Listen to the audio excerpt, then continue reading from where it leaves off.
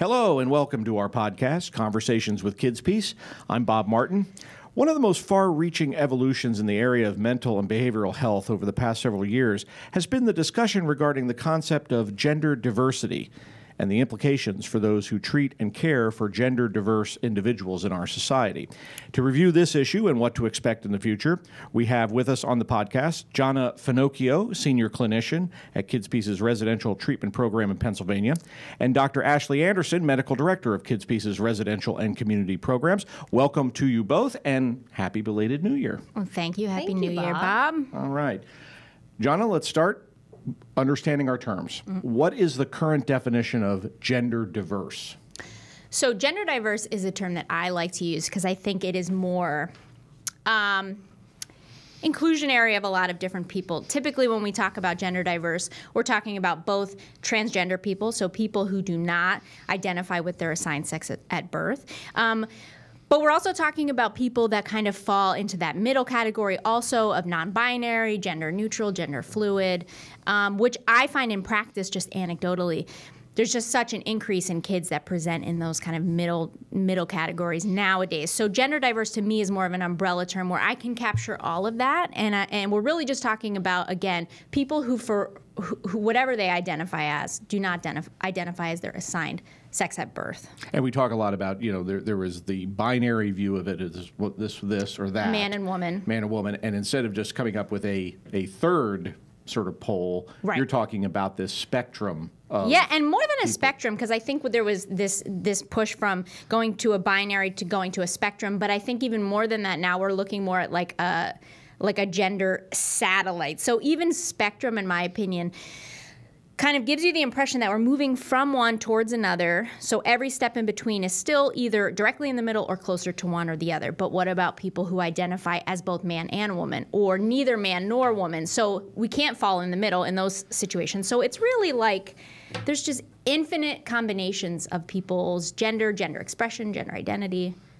It blows my mind. Yeah, it's fluid. That phrase yes, comes up a lot, and I think that's a really good one. Yeah. Now, my understanding, and you and I had a quick conversation about this before we went on, but I've heard that the psychiatric community has made a subtle but important difference in how it views gender diversity, gender fluidity, in terms of clinical diagnoses. Can you explain that? Yes. So the the diagnosis that we had in the DSM-IV was gender identity disorder, and we were stuck with that for a long time, and there were a ton of groups that were making big pushes to get away from that, because what you're ultimately saying is if I have a gender identity disorder, then there's something wrong with my identity is disordered inherently. So the criteria to me, that diagnosis was essentially, if you identify as trans or gender diverse, then you meet criteria. And what we're saying is it's not wrong to be trans. I mean, there's no evidence or research nowadays that suggests that. So we made this big push. The DSM-5 comes out, and now we have two diagnoses. One is gender dysphoria in adolescents, and one is gender dysphoria in adults. And gender dysphoria is really the only thing that you're meeting criteria for is if you have this very clinically significant distress associated with the fact that you don't identify with your assigned sex at birth. So we're no longer treating the fact that you are trans. We're only treating this distress and discomfort that is clinically significant and has a lot of co-occurring mental health disorders, depression, anxiety with it. So I guess the big push now and the significance in that is that we're no longer saying that every trans person meets criteria in a psychiatric way, right, which is excellent. Right. I want to pose a question to both of you. How do you're professionals in the field, how do you recognize that a client is gender diverse? They tell us, they tell Bob. You. And how do they, I mean, do they just say, this is how I feel, or is it or do you have to basically probe with them? It's hard now. I think nowadays it's kind of I mean, in your evaluations, it's probably, I mean, you ask, how do you identify? Do you identify male, female? Who are you attracted to? Things like that. So I think sometimes it's just generally a conversation. It's not some sort of, pointed stigmatizing question, but I think as... Or some sort of aha moment that as a therapist or... when we sometimes see the kids, yeah. They're old. I mean, we primarily deal with a little bit older kids, so adolescents. So it's maybe not a new thing for them, but maybe something that they feel, maybe something that they've never even told their parents, something that they're maybe just telling us now because they feel like it's a safe space for them to do that.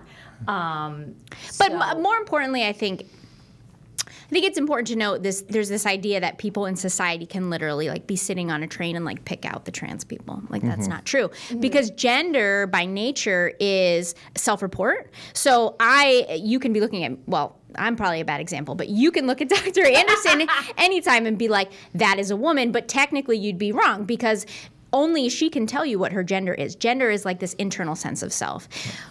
We can all agree that her gender expression is very feminine. So in most cases, the way that a person presents externally matches. But what we're saying here is that in a lot of cases it doesn't, especially with these middle presentations. So you might look at another person and say, oh, you appear to be feminine. I imagine that you're a woman. And they could be like, that's wrong and that's offensive to me. You didn't ask me and only I can tell you. So in terms of what we see in care, I guess there are some things that you would see in young children, and you could probably speak to this. Really young children who maybe don't have the verbal or cognitive ability to tell you.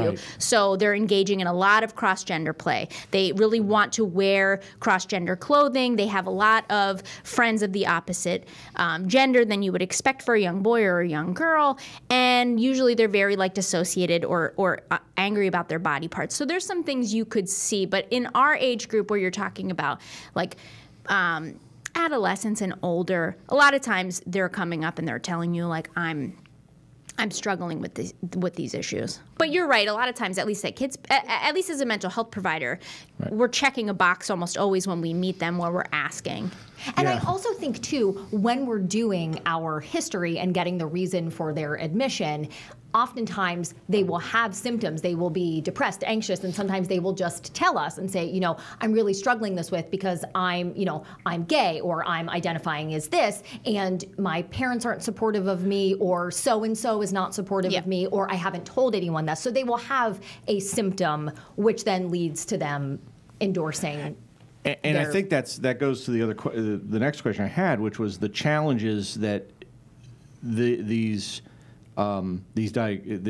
issues raise when you're addressing the needs, the mental and behavioral health needs of the client. It sounds like you made a very good point, Jonna, about the younger kids.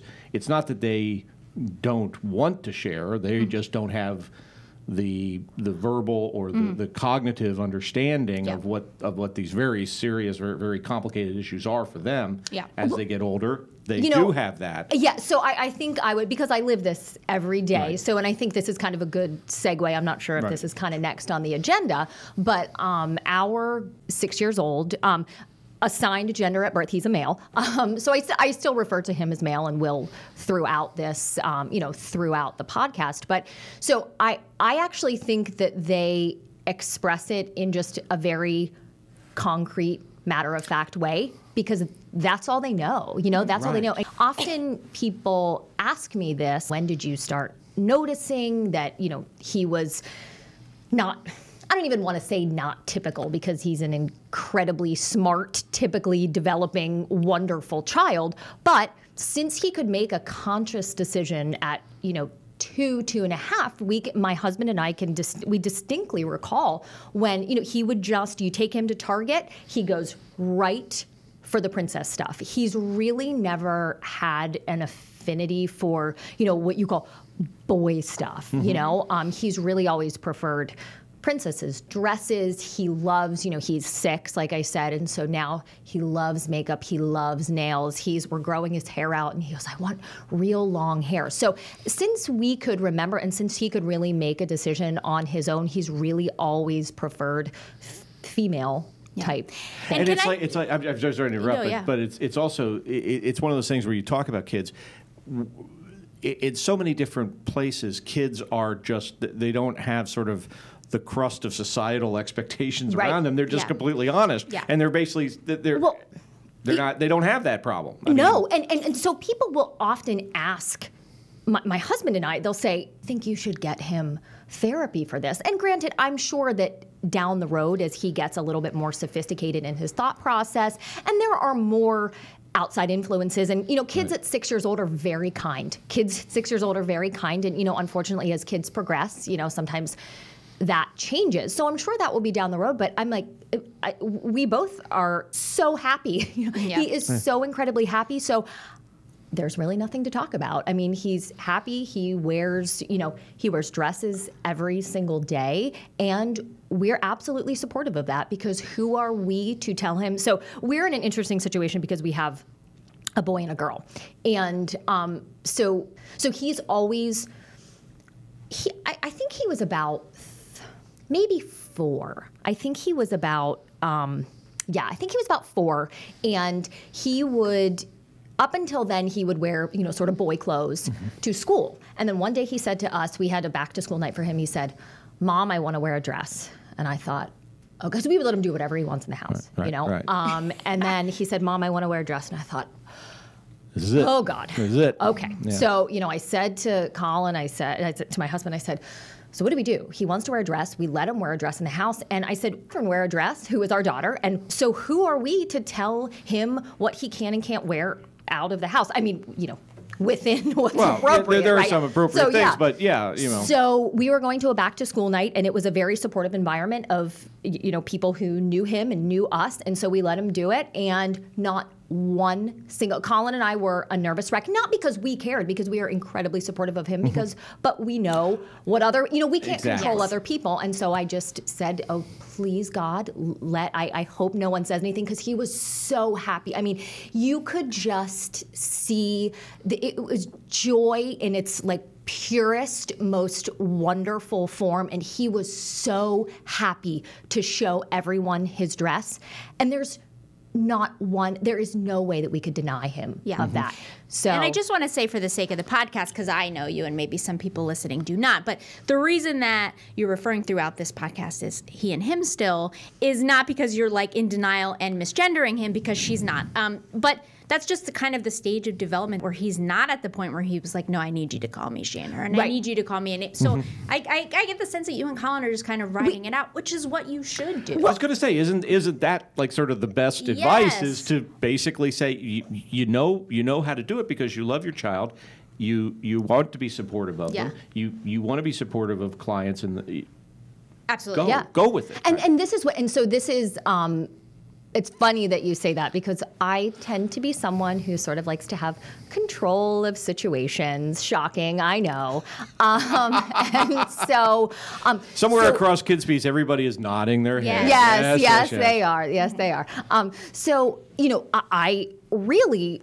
And I think as a parent, and I'm solely speaking of this from a parent perspective, but I think, it's inherent that and this is probably going to come off really, really, really insensitive, but it just bear with me.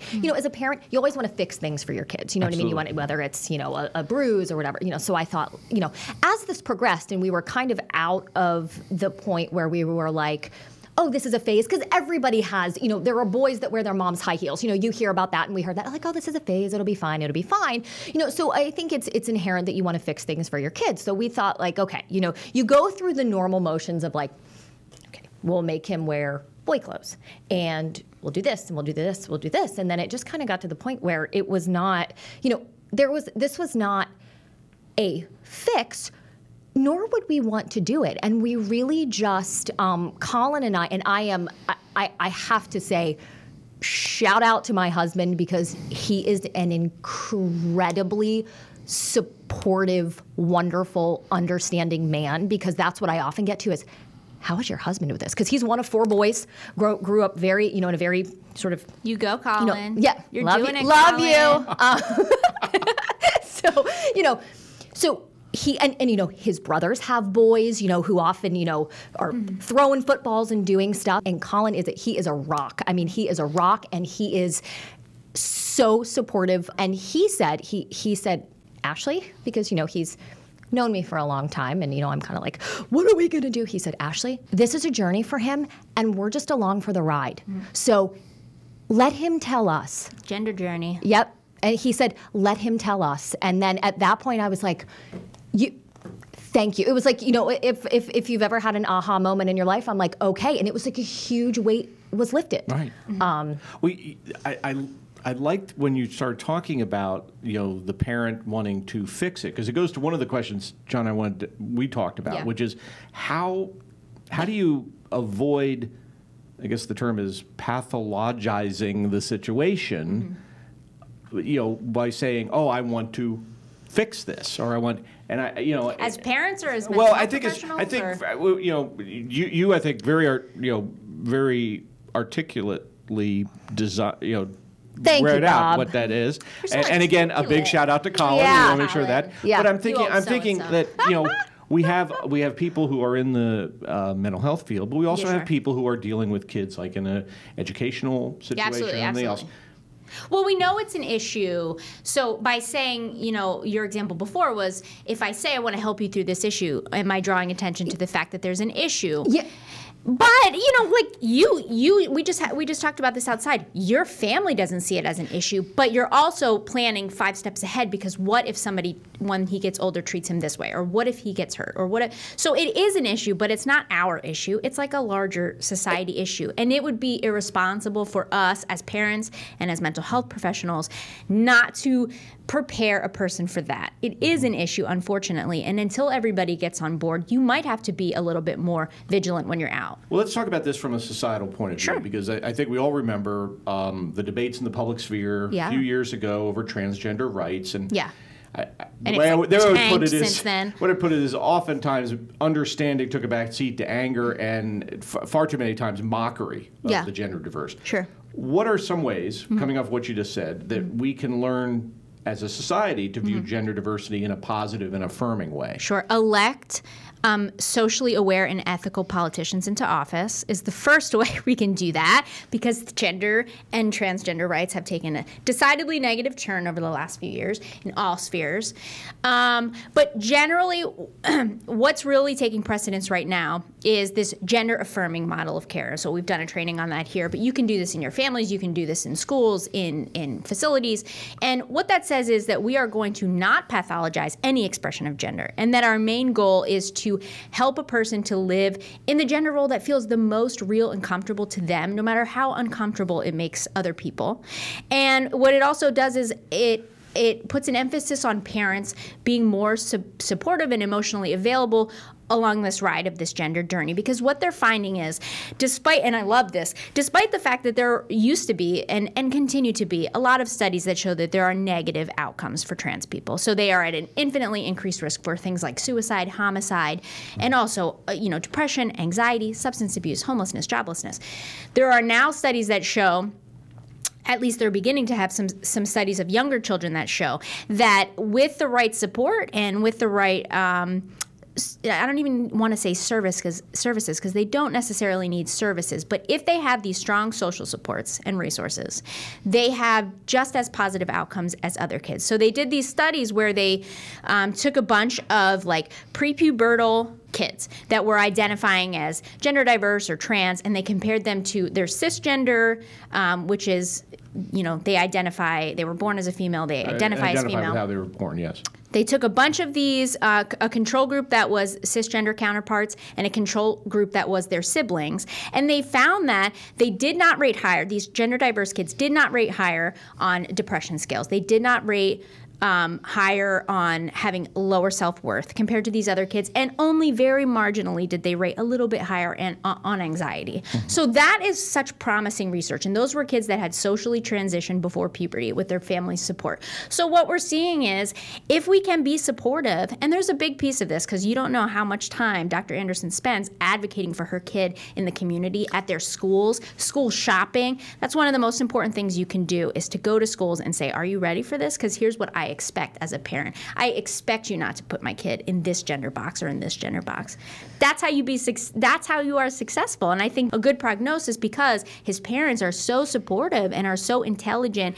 And recognize that the potentially destructive influences are coming really from the outside. Absolutely. Whereas in the past, our idea might have been, well, this was something, like you say, they have a there's something wrong with you. Higher because right. of this, yeah. as opposed to it's because of when where the society is coming right. from. And when we change our mind as a society, back when so if it's acceptable for mental health professionals to say there's something wrong with your gender identity, then it's acceptable for society as a whole to think there's something wrong with trans people. So as we shift our focus, our hope is that society shifts a little bit too, and that makes it easier, obviously, for kids to not fall into this minority stress category. So minority stress is one of the things that we contribute to these really poor mental health outcomes, because that's bad. And actually there's some research on topic, but a little bit. There's some research that actually DBT is like a good intervention for trans. DBT is dialectical behavior therapy. So we usually think about DBT as being used for like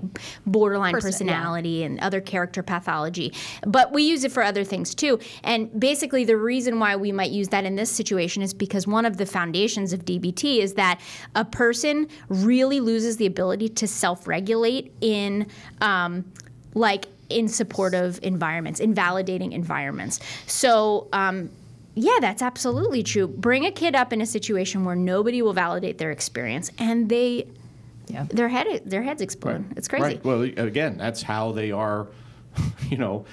Socialized, how you tend the garden of their development, their minds and their spirit. And if you do it in a horribly unsupportive way, you're not going to get what you're planting. Support. I think support is the message here. I mean, if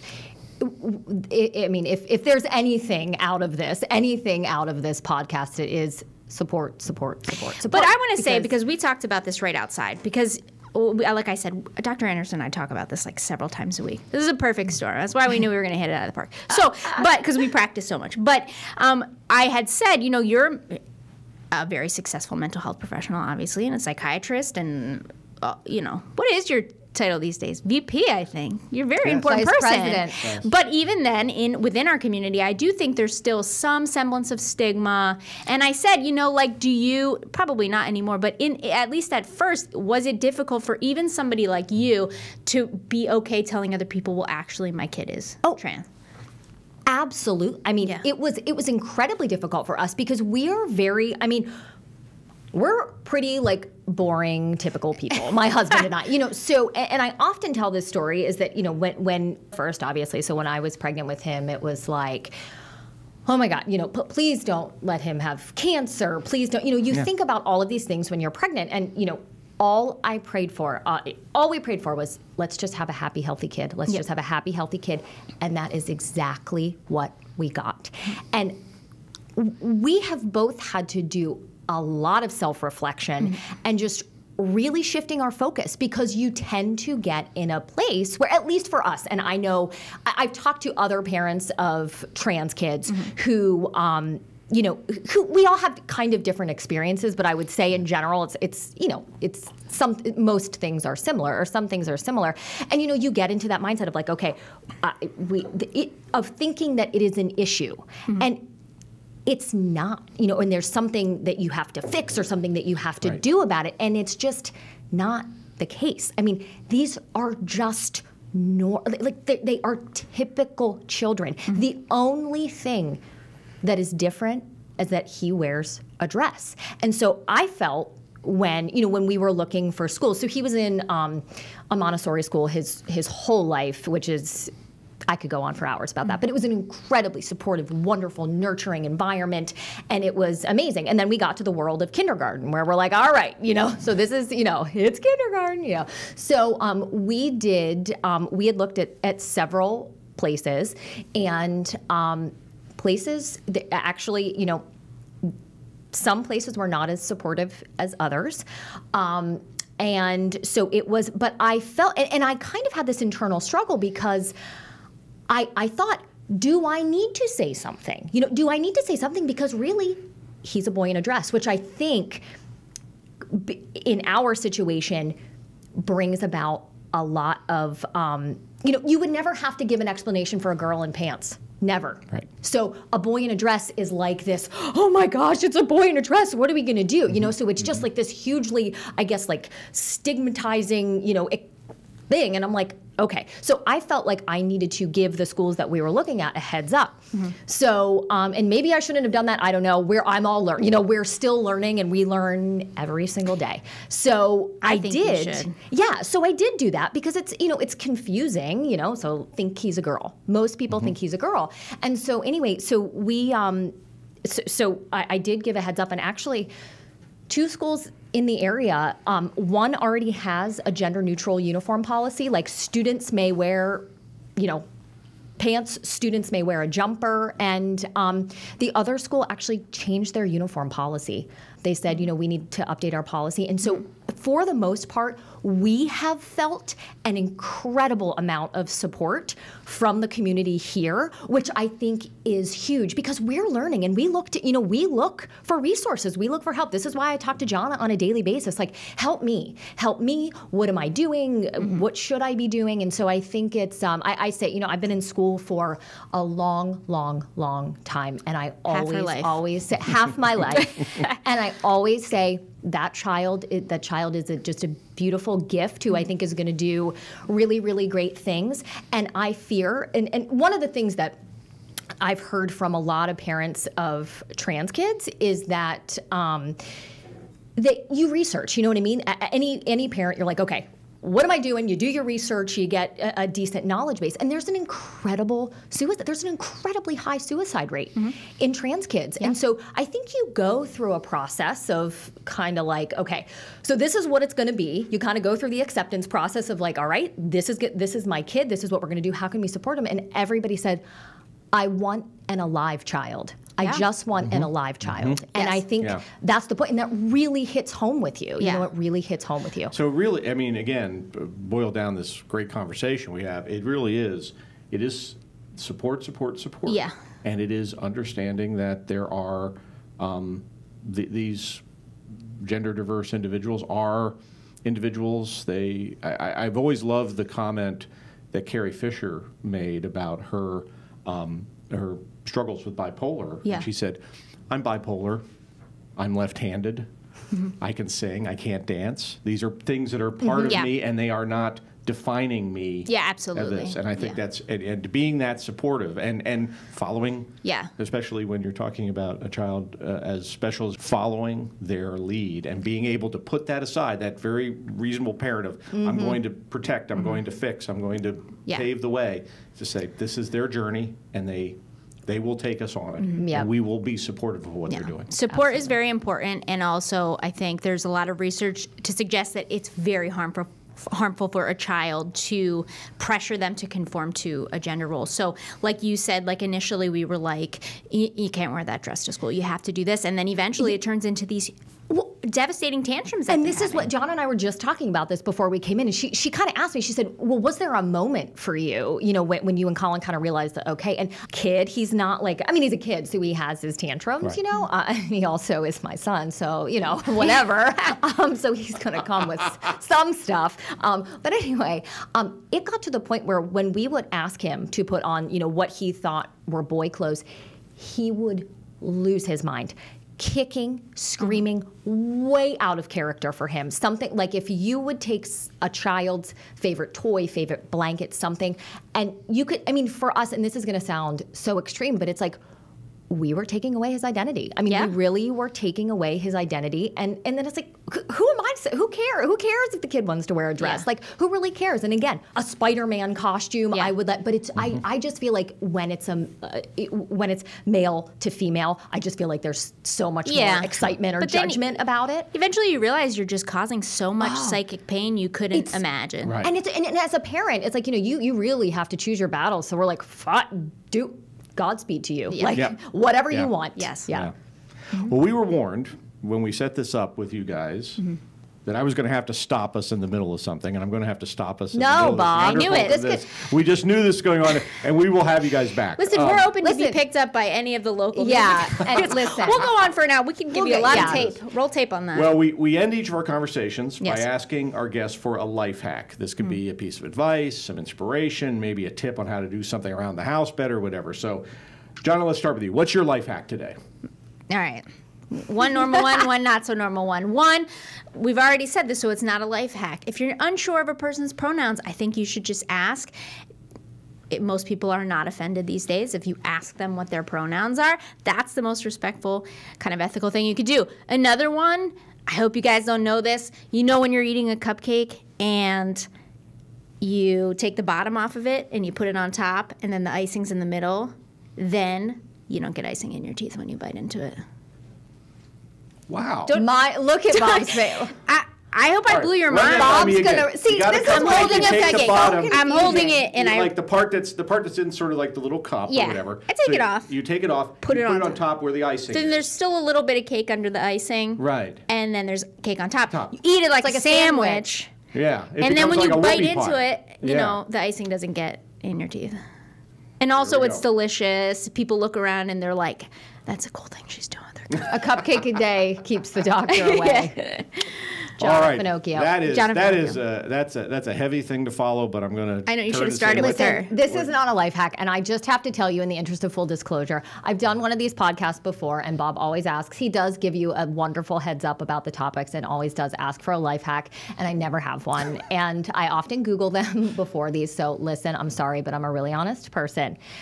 However, probably most of you know this, and I'm slightly embarrassed to say that I didn't know this, but my family, not like anybody wants to know this, but I'm going to tell you, we all just had norovirus, and so you know where you're barfing, and I wanted to let everybody know that norovirus is not killed by Lysol wipes, Clorox wipes. You need bleach or hydrogen peroxide, which are readily available. So Clorox bleach, you can use that. Hydrogen peroxide, readily available on Amazon. But please do yourselves a favor and get bleach and hydrogen peroxide. Yes, Bob.